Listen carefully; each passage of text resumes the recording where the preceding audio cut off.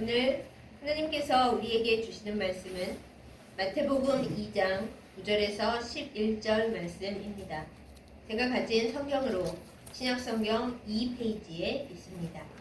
마태복음 2장 9절에서 11절 말씀 제가 받들어 읽겠습니다. 박사들이 왕의 말을 듣고 갈새 동방에서 보던 그 별이 문득 앞서 인도하여 가다가 악이 있는 곳 위에 머물러 서 있는지라. 그들이 별을 보고 매우 크게 기뻐하더라. 집에 들어가 아기와 그의 어머니 마리아가 함께 있는 것을 보고 엎드려 아기께 경배하고 보배압을 열어 황금과 유향과 모략을 예물로 드리니라. 아멘. 기도하겠습니다. 우리에게 가장 좋은 것을 주시는 하나님 아버지, 대림절 네 번째 주간을 맞이하면서 이날 이렇게 하나님 앞에 예배하게 하심을 감사드립니다. 이 예배 시간이 하나님 앞에 말씀 나누는 시간이 하나님께서 기뻐하시고 우리에게도 너무 귀한 시간인 것을 우리로 온전히 깨달아 알게 하여 주시옵소서. 말씀이 우리의 마음판에 새겨지게 하여 주시고 우리의 삶에 새겨지게 하여 주셔서 하나님께서 가장 기뻐하시는 삶을 올려드리는 저희들 되도록 인도하여 주시옵소서. 예수님의 이름으로 간절히 기도드렸사옵나이다. 아멘. 아기 예수님을 찾아오는 동방 박사의 이야기는 너무나 유명해서 우리가 다시 말할 것이 없을 지경입니다. 그러나 우리가 성경 말씀을 볼 때 다 알고 있는 이야기라도 막상 다시 새롭게 그 행간의 의미를 찾아가면서 읽으면은 전혀 새로운 말씀으로 느껴질 때가 많이 있습니다. 오늘 우리는 이 가장 잘 알려진 동방박사와 예수님의 이야기를 통하여 진정한 보물이 무엇인가, 우리가 이 보물을 어떻게 받아들이고 또한 이 보물로 사는 우리의 인생을 어떻게 온전케 할 것인가에 대한 말씀을 간단히 나누어 보고자 합니다. 간단히 동방박사에 대한 이야기를 시작하려고 할 때 오늘 우리가 말씀해 본 것처럼 동방박사들은 유대인이 아니었습니다. 심지어 근처에 있는 나라 사람도 아니었고 동방 아주 멀리, 아마도 애국보다 더 멀리 있는 저 먼 곳에서 온 사람들이었을 거다, 이렇게 추정되고 있습니다. 이 사람들은 사실 별을 연구하는 사람들이었습니다. 요즘에야 우리가 별자리 운세를 보거나 무슨 타로를 보거나 하는 것들에 대해서 그들은 점쟁이고 그냥 하나님과는 전혀 다른 우상의 길을 가는 사람들이다, 이렇게 단순하게 얘기할 때가 많이 있습니다만 사실은 그들은 굉장히 깊은 학문을 연구하는 사람들입니다. 동방 박사들도 마찬가지로 별을 연구한다는 것은 당대의 모든 학문과 모든 지식과 모든 놀라운 비밀들을 연구하는 사람들이었다라는 것을 알 수 있게 해줍니다. 이들이 어느 날도 별을 보면서 앞으로 일어날 이 질서와 또한 만물의 운행에 대해서 살펴보고 있을 때에 아주 놀라운 별을 하나 발견하게 됩니다. 장차 온 세상을 구하는 아기가 될 그 아이가 탄생하는 그것을 알려주는 별이 하늘에 뜬 겁니다. 이 사람들이 너무나 흥분하고 놀란 나머지 우리가 꼭 찾아가서 이 아기만은 보고 와야 한다. 대체 어떤 아기가 이 세상을 전부 구할 그것을 가지고 태어나는 것인가 너무나 알고 싶어 했습니다.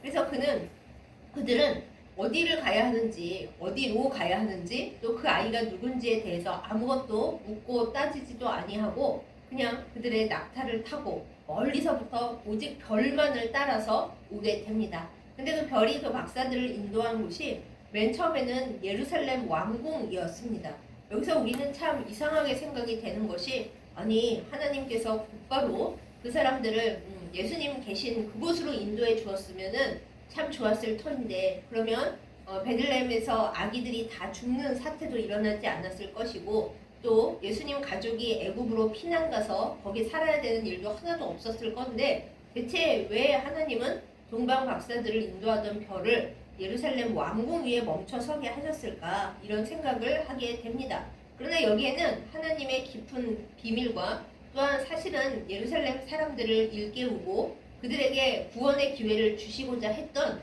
하나님의 놀라운 그야말로 기회 그리고 선물, 그런 것이 들어 있었습니다. 그걸 우리가 어떻게 알 수 있냐 하면은 동방 박사들이 맨 처음 이제 왕궁이니까 아 왕이 될 아기가 이 왕궁에서 태어났구나라고 잠시 착각과 오해를 하고 그 안에 들어갔죠. 그래서 헤롯 왕에게 우리가 왕이 될 아이를 보러 왔는데 어디에 있느냐 물어봅니다. 그런데 헤롯 입장에서는 아, 최근에 내가 아이를 낳은 적이 없고 내 왕비나 뭐 후궁 중에 내 애를 낳은 사람이 하나도 없는데 무슨 왕이 될 애가 태어났다는 거야 하면서 겁을 덜컥 내죠. 왜냐하면 새로운 아기가 왕으로 태어났다라는 것은 자기 후손이 아닌 이상 그야말로 반역의 조짐이 되는 거 아니겠습니까? 그래서 헤롯은 깜짝 놀라면서 그 이스라엘의 유명한 학자들과 서기관들을 소집합니다. 그러면서 왕이 될 아기가 태어난다면 어디서 태어난다고 하느냐 뭐 물어보죠. 그런데 흥미로운 것은 이 동방박사가 와서 왕이 될 아이를 찾을 때 관심을 가진 것은 오직 헤롯 한 사람이었다라는 것입니다. 다른 사람들은 헤롯이 그 말을 듣고서는 왕이 될 아기가 어디서 어떻게 태어날지 알아봐라 하고 얘기했을 때 여기저기 뒤적뒤적 하다가 글쎄요 옛날 예언에 보니까는 베들레헴 뭐 다윗의 동네에서 태어난다고 써있네요. 뭐 그 정도로만 얘기를 했지 자기들의 마음속에 동방 박사와 같은 그 흥분과 아주 경배하는 마음과 너무 그 알고 싶은 그런 마음은 단 한 명도 가진 사람이 없었습니다. 오직 헤롯만이 안 좋은 의미에서 흥미를 가졌고 관심을 가졌고 깜짝 놀라고 공포에 질렸던 것이죠. 그렇게 생각하자면은 하나님께서 우리에게 기회를 주셔봤자 그 기회를 붙잡는 사람은 굉장히 한정적이다라는 것을 우리가 여기서 깨닫게 됩니다. 하나님께서 왜 예루살렘 왕궁 위에다 그 별을 잠시 놔주셨는가? 그 이유는 명확합니다. 하나님은 예루살렘에도 구원을 주시고 싶었고 동방 박사들도 알아보는 이 놀라운 신비와 하나님의 놀라운 사랑의 역사를 이왕이면 예루살렘 사람들도 함께 나누고 예수님이 오신 것을 기뻐하고 그중 단 한 사람이라도 예수님이 오신 것을 찾아가서 기뻐할 누군가가 있기를 간절히 바라셨던 거죠. 그래서 그 별을 예루살렘 왕궁 위에 잠시 머물러 서게 하신 거였던 겁니다. 그런데 결과는 어떠했습니까? 놀래서 그 아기를 다 죽여야겠다 생각한 헤롯 왕 말고는 거기 예루살렘에 누구도 예수님을 찾아가 봐야겠다거나 드디어 역사에 기록된 그 메시아 왕이 태어나는 건가 하는 사람이 하나도 없었다라는 거죠. 이 얼마나 슬픈 일입니까? 오히려 하나님께서 그 주신 좋은 기회가 인간의 악으로 말미암아 인간의 불안함과 인간의 두려움으로 말미암아 오히려 비극으로 변모했습니다. 하나님은 아름다운 기회를 주셨는데 인간의 악과 인간의 죄 때문에 기껏 하나님이 주신 보물과 찬스와 그 좋은 것들이 인간의 죄와 악한 비극으로 바뀌어 버린 현장을 우리는 이 말씀 속에서 볼 수가 있습니다. 나중에 동방 박사가 하나님 앞에서 말씀을 들을 때 그 길로 가지 마라. 그러면은 위험해진다. 그들도 위험하고 아기도 위험하다. 말씀을 듣고서는 다른 길로 돌아갔죠. 그리고 나서 헤롯은 동방 박사들이 자기한테 얘기 안 하고 가버린 것을 알게 돼서는 그 인근에 예수님 나이 비슷한 2살 이하의 남자애들은 다 죽여버리는 만행을 저지릅니다. 우리가 생각하기에 아니 하나님이 막아주셔야지 예수님은 애굽으로 가도록 놔두시고 이렇게 딱 피난의 길을 열어주셨으면서 아무 죄도 없고 아무런 문제도 없던 남자애들만 다 죽게 내버려 주시고 그럴 수가 있나 하고 우리는 나쁜 것만 먼저 생각을 하는데 하나님이 헤롯에게 그렇게 시키신 것이 아니에요. 하나님은 예루살렘 사람들에게 기회를 주기를 원하셨고 그 사람들이 예수님을 경배하기를 바라셨습니다. 그런데 그들은 기회를 걷어찼고 오히려 헤롯은 하나님이 주신 아름다운 것을 가장 나쁜 악행으로 바꿔버리고 가장 큰 죄악으로 만들어 버렸다라는 것이죠. 이게 바로 공중 권세 잡은 마귀가 있는 이 세상에서 일어나는 아주 슬픈 현실입니다. 하나님께서 막아주신다 하더라도 이 세상의 모든 것들이 악과 선 사이에 그 문제가 갈등이 일어날 때에 하나님이 못 막아주셔서가 아니라 인간의 악함이 너무 크고 그 연결되어 있는 모든 어두움이 너무 크기에 그 불의가 너무 크기 때문에 이런 일들이 일어나는 것이죠. 이것은 하나님 책임이 아니라 우리가 인간의 악과 죄에 대해서 회개하고 엎드리고 왜 이렇게 우리가 하나님이 주신 기회를 못 잡고 오히려 그걸 걷어차고 더 악하게 만들어 버리는가 이것에 대해서 생각을 해봐야 할 문제고 하나님 앞에 회개를 드려야 하는 문제라는 것을 말씀드립니다.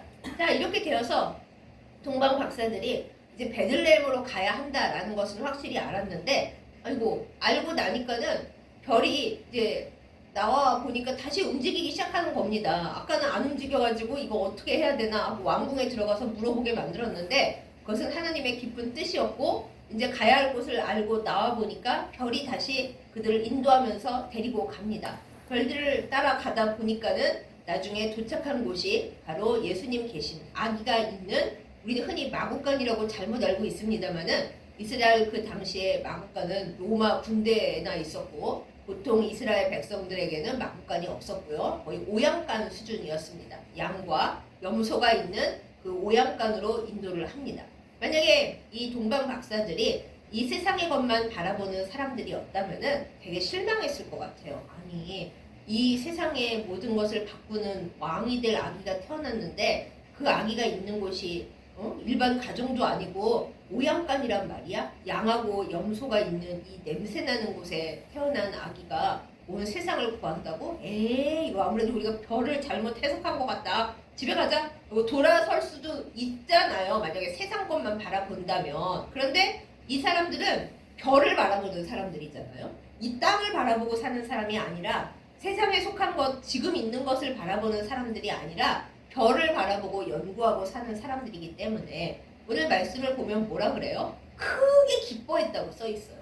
드디어 우리가 세상을 바꿀 아기가 있는 곳을 발견을 했다. 이 안에 이 아기가 있는 거구나. 아무리 가난하고 냄새나는 곳에 있어도 이 아기는 장차 온 세상을 바꿀 아기야. 이 아기를 만나다니 이렇게 기쁠 수가 하면서 크게 기뻐하면서 들어갔어요. 저는 이 구절을 읽을 때 항상 마음에 큰 감동과 떨림을 느낍니다. 왜냐하면 우리는 예수님에 대해서 대체로 뭘 기대하나요?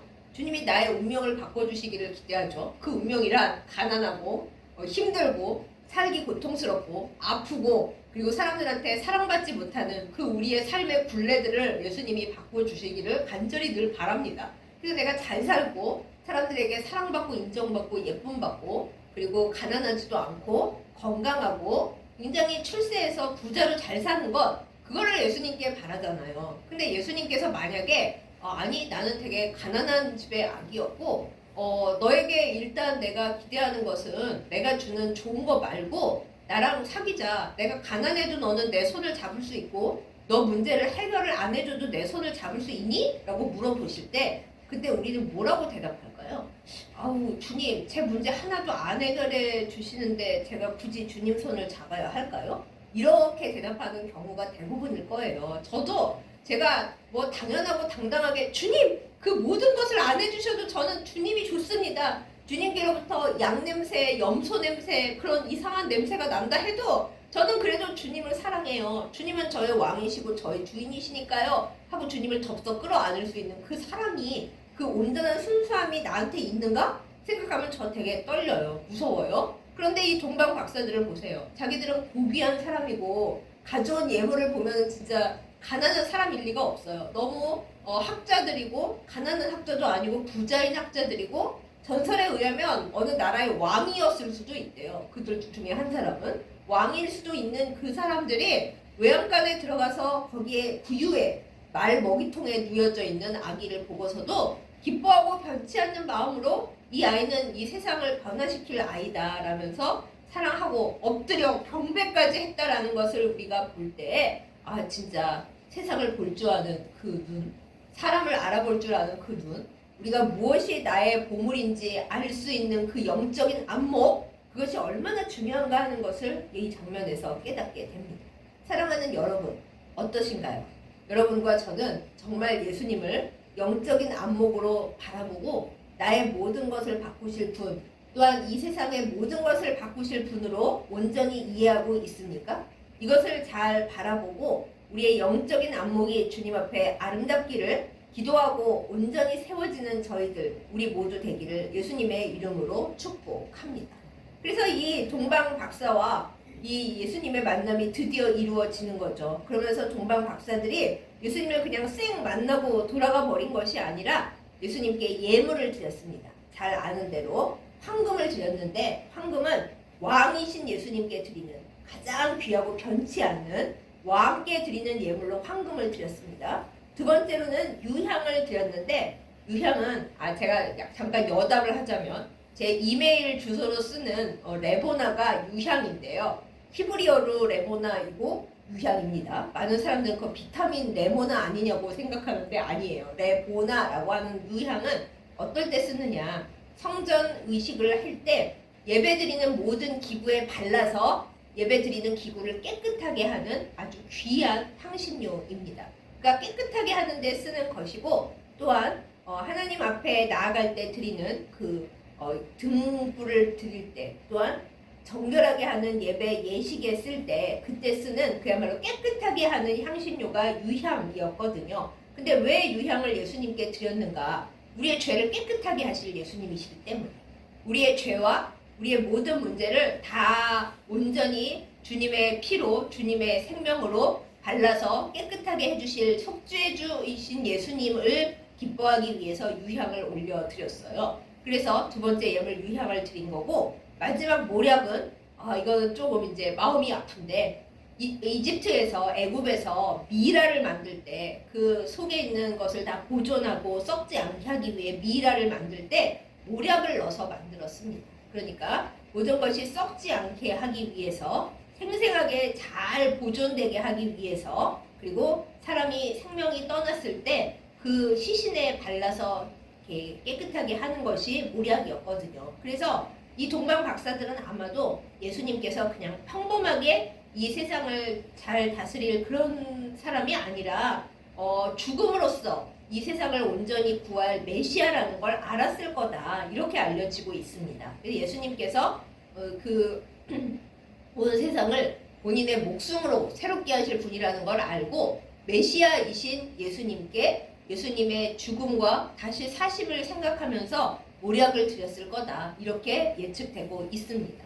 그런데 여기서 재밌는 거 한 가지는 예물이 3개잖아요. 그래서 한 사람이 한 개씩 드렸을 거라고 생각하고 우리는 동방 박사들이 3명일 거야, 이렇게 주로 생각을 하잖아요. 드라마를 보거나 영화를 보거나 하다못해 성탄 연극을 하거나 하고 우리 마음속에 생각해도 동방 박사 3사람 그러잖아요. 그런데 실제로 동방 박사가 몇 명이었는지 우리는 알 수가 없어요. 성경에는 동방 박사 몇 명인지 안 나오고 2사람이 최소한 있었겠죠? 동방 박사들이니까 2사람이 3가지 예물을 드렸을 수도 있고, 한 5명이 와가지고 십시일반으로 모아서 예물 3가지 드렸을 수도 있고, 그건 알 수 없어요. 그러니까 우리가 동방 박사는 3사람이다 라고 예를 들어 OX 퀴즈가 나온다, 무조건 맞는 게 아니라 그건 알 수 없다, 세모 정도가 사실은 정답이다, 이 말씀을 드리고 싶습니다.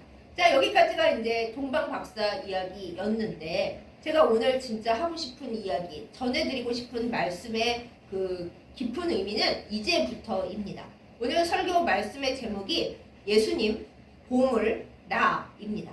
동방 박사들이 예수님 앞에 예물을 드릴 때 귀한 보물을 드렸죠. 그래서 우리가 이 말씀에서 항상 건져내는 가장 귀중한 생각이, 나는 내 보물을 하나님 앞에 온전히 올려드릴 수 있을까?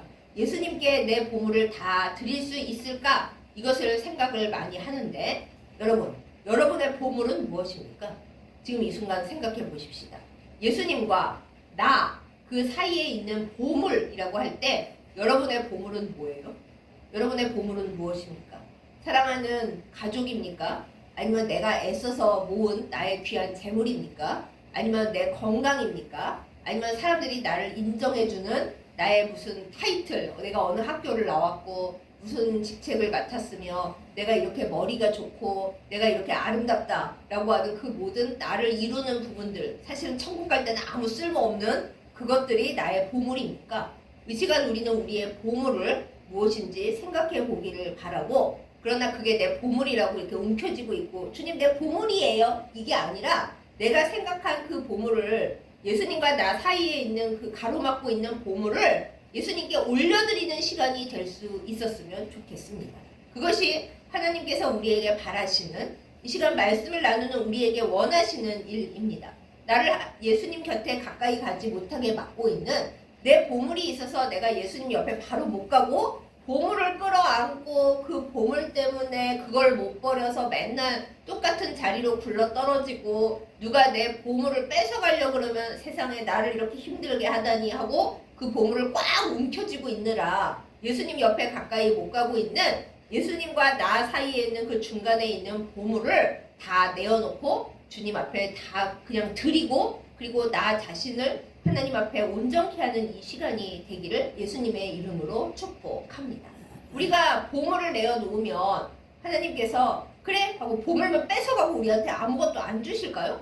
아니 그런 하나님이 아니에요. 우리가 그런 건 알고 있잖아요. 내가 나의 가장 귀중하게 여겼던 것, 나를 구성하고 있는 내가 꼭 움켜쥐고 이것만은 포기할 수 없는데 하고 생각했던 것을 때로는 기쁨으로 때로는 눈물로 하나님 앞에 주님 이게 저한테 제일 중하고 정말 제 자존심이 걸린 문제지만은 이거를 하나님 앞에 드립니다 하고 내어놓으면 우리가 요만한 손으로 하나님 앞에 내 보물을 요만한 거 드리면 하나님은 온 우주를 만드신 거대한 하나님의 존재와 하나님의 옷자락과 하나님의 손으로 하나님의 보물을 우리에게 아낌없이 주신다는 걸 그걸 명심하고 나아가는 우리 이기를 예수님의 이름으로 축복합니다. 그렇게 하여서 내 보물을 주님께 먼저 드리는 것이 우리에게 중요해요. 맨날 하나님 저 좋은 거 주세요. 제가 이렇게 기도하잖아요. 이게 문제가 아니라 그것도 중요하긴 합니다만 그렇게 기도할 때 하나님이 얘기 안 하시던가요? 너는 지금 기도만 하고 있지 네가 갖고 있고 쥐고 있는 네 욕심과 네 허영과 네가 갖고 있는 그 모든 여러 가지 생각들은 하나도 내놓고 있지를 않구나. 그거를 내놓으면 그거를 내놔야 그 빈자리에 내가 너에게 제일 좋은 것을 채워주는 건데 왜 그거를 모르니? 라고 말씀하시지 않던가요? 그것을 듣고 예수님과 나 사이에 있는 보물을 주님께로 확 올려드리는 우리가 되기를 예수님의 이름으로 축복합니다. 네, 근데 이건 1단계예요. 사실 2단계가 있습니다. 사실 이게 더 중요합니다. 보물을 다 드렸어요. 그 다음에 이제 주님이 우리에게 말씀을 하실 겁니다. 얘야 근데 내가 제일 갖고 싶은 보물 그게 뭔지 아니? 주님 내가 있는 보물 다 드렸는데 아직도 가져가실 보물이 남아있으세요? 있어요. 사실 우리가 드리는 보물은 우리에게나 보물이지 예수님께는 보물 아니에요. 그런데 주님이 진짜 바라시는 보물은 뭐냐? 바로 나 자신입니다. 우리 자신입니다. 주님이 제일 갖고 싶은 보물 우리 자신인 거예요. 주님은 우리를 갖고 싶으세요. 우리가 주님을 자꾸 떠나서 딴 데서 헤매고 있고 나는 주님께 섭섭한 게 많고 주님 싫어 하고 딴 데 가 있는 그 모든 것을 주님은 난 네가 제일 좋은데 네가 내 보물인데 네 존재가 내 가장 사랑하는 건데 내가 제일 원하는 건데 하면서 우리를 보물로 여기시고 우리를 받기를 간절히 원하십니다. 예수님과 나 사이에 보물은 예수님 보물 나예요. 예수님의 보물은 나예요. 예수님의 보물은 나라는 걸 우리가 잊지 말고 나 자신이 보물이라는 걸 잊지 말고 우리가 아무리 더럽고 추하고 별 볼 일이 없고 뭐 쭈그렁 방탱이가 된다 하더라도 이 세상 사람들이 다 나를 싫어하고 아유 저 지옥에 떨어질 인간아 한다 하더라도 그럼에도 불구하고 예수님의 보물은 나예요. 그걸 잊지 말아주세요. 우리가 다른 사람들을 바라볼 때도 내가 너무 싫어하는 사람을 혹시 본다 할 때도 주님 왜 쟤를 안 잡아가세요? 그러지 말고 나에게는 그 사람이 싫은 사람이지만 예수님께는 저 사람이 보물이지요. 그러니까 주님 보물인 저 사람을 제가 미워하지 않고 구원을 위해 기도하도록 그렇게 저의 마음을 이끌어 주세요. 그럴 수 있는 우리이기를 예수님의 이름으로 축복합니다. 사랑하는 여러분, 여러분은 주님의 보물입니다. 예수님이 가장 아끼는 얼마나 아꼈으면 본인보다 더 아끼셔서 내 목숨을 내놓고라도 나는 너를 지킬 거야. 내 보물은 너야. 그러시는 것이 주님의 마음이라는 것이 우리의 확신 가운데 우리의 믿음 가운데 딱 자리 잡기를 예수님의 이름으로 축복합니다. 그러면 반대로도 성립이 되겠죠. 나의 가장 큰 보물은 뭐예요? 여러 가지 갖고 싶지만 하나님의 큰 손으로 주실 걸 우리가 기대하고 있지만 우리의 가장 큰 보물은 뭡니까? 바로 예수님이신 거예요. 나의 보물은 예수님이에요. 하나님이 이 세상에 많은 것을 주실 때 모든 걸 다 주신다 해도 우리의 이 세상에서의 생명이 끝나고 나서 그 뒤에는 아무것도 없다. 한번 생각을 해보세요.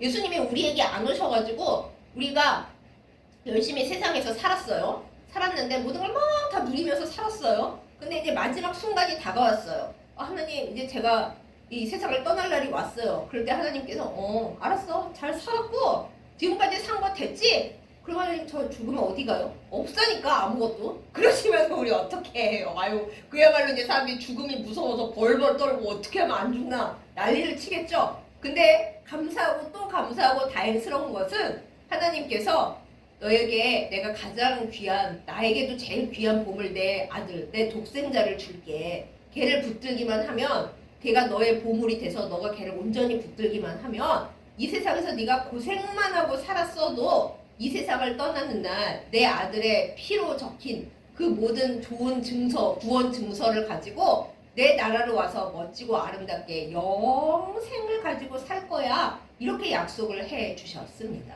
우리가 아무리 세상에서 멋있게 착하게 출세하며 살아가봤자 예수님이라는 보물이 나에게 없으면 이 세상 끝나는 날 지옥에 가요. 네, 그렇죠? 그러면 여기서 아무리 멋있게 살았으면 뭐예요? 예수님이라는 보물이 없어가지고 내가 이 세상을 떠나는 날 마귀가 기다렸다가 하하하 너 그동안 잘 살았지? 내가 너 데려가려고 여기서 지금 기다리고 있지롱! 그러면서 우리를 잡아가 버린다면, 예수님이라는 보물이 나에게 없다면 우리의 지금 누리는 것, 우리가 생각하는 것, 우리가 바라고 그걸 갖고 싶어 몸부림치는 것, 사람들과의 사이에서 인정받고자 애쓰고 나 미워한다고 자존심 상하고 초라하고 혹은 행복하고 하는 그 모든 것들이 주님이라는 보물이 내게 없으면 아무 의미가 없단 말입니다. 우리가 그것을 온전히 생각하고 예수님 보물이 나인 것도 맞지만 나의 가장 소중하고 영원히 빼앗기지 말아야 할 보물은 예수님이라는 것, 그것 또한 잊지 않고 꼭 기억하고 붙드는 여러분과 저이기를 예수님의 이름으로 축복합니다. 이것만 알면 아무것도 무서울 것이 없습니다.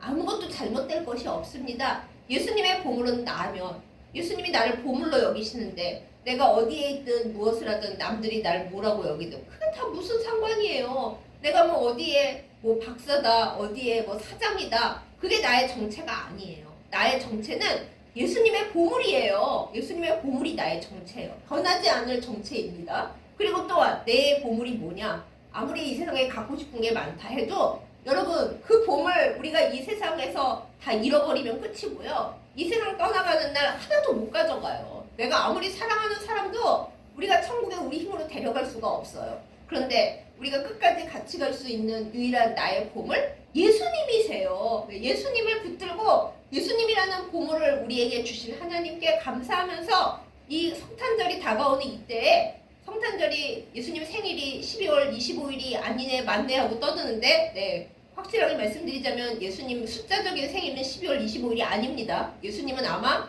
7월에서 8월쯤에 태어나셨을 거다, 이렇게 학자들이 연구해서 추정하고 있는데, 그럼 오늘 우리가 얘기하기를, 아니 그러면 12월 25일 예수님 생일도 아닌데 우리가 왜 지켜요? 지키는 게 아니라 우리는 예수님이 우리에게 와주신 의미를 기억하는 거예요. 원래 12월 25일은 로마의 태양절이었습니다만은 그거 안 중요하고 우리의 의의 태양이신 예수님이 로마의 그 모든 우상 숭배를 이기셨다. 로마의 태양절이 아니라 의의 태양이신 우리 주 예수 그리스도의 날이다. 그런 의미에서 성탄절을 그걸로 바꿨거든요. 그러니 사랑하는 여러분, 여러분의 보물은, 저의 보물은 무엇이고 누구십니까? 모든 것을 이기고 승리하신 우리에게 영생을 주시는 예수님이십니다. 그 사실을 붙들고 나의 보물은 예수님, 예수님의 보물은 나. 그래서 예수님, 보물, 나 사이에 이 귀중한 연합된 관계를 누리면서 주님과 더불어 매 순간 승리하며 사는 우리 모두이기를 예수님의 이름으로 축복합니다. 동방 박사가 예수님께 예물을 드렸습니다. 그러나 제일 좋은 예물은 예수님께서 동방 박사들에게 주신 그 자식이십니다.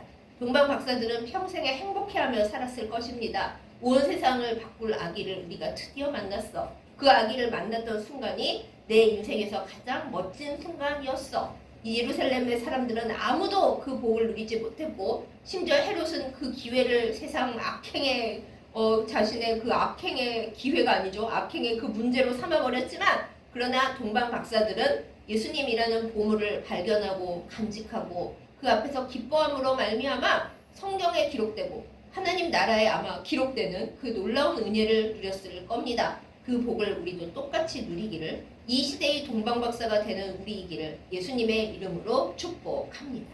아멘. 기도하겠습니다. 사랑과 은혜가 충만하신 우리 아버지 하나님, 우리를 불러주시고 귀한 보물이신 예수 그리스도를 선물로 주심에 감사드립니다. 예수님이 우리의 보물이고 무엇보다도 우리가 예수님의 보물이라는 이 진리 앞에서 우리가 겸손해하며 또한 기뻐할 수 있도록 인도하여 주시옵소서. 동방 박사들처럼 주님 앞에 온전히 기뻐하기를 원합니다. 우리의 마음을 예수님에 대한 기쁨으로 가득 채워 주셔서 성탄절이 다가오는 이때에 우리가 세상 염려나 우리가 갖지 못한 것 때문에 초라해지지 아니하고 우리가 예수님이라는 보물을 받았으므로 가장 기뻐하게 하여 주시고 예수님이 나를 보물로 여겨주심으로 말미암아 가장 자랑스러워하며 행복하게 하여 주시옵소서. 우리의 모든 문제도 주께서 다 해결하여 주시고 온 우주를 다스리시는 손으로 우리를 덮어 안전하고 강건하게 하여 주시옵소서. 우리의 영원한 보물이 되어주시고 또한 나를 가장 귀한 보물이라 불러주시는 사랑하는 예수님의 이름으로 간절히 기도드렸사옵나이다. 아멘.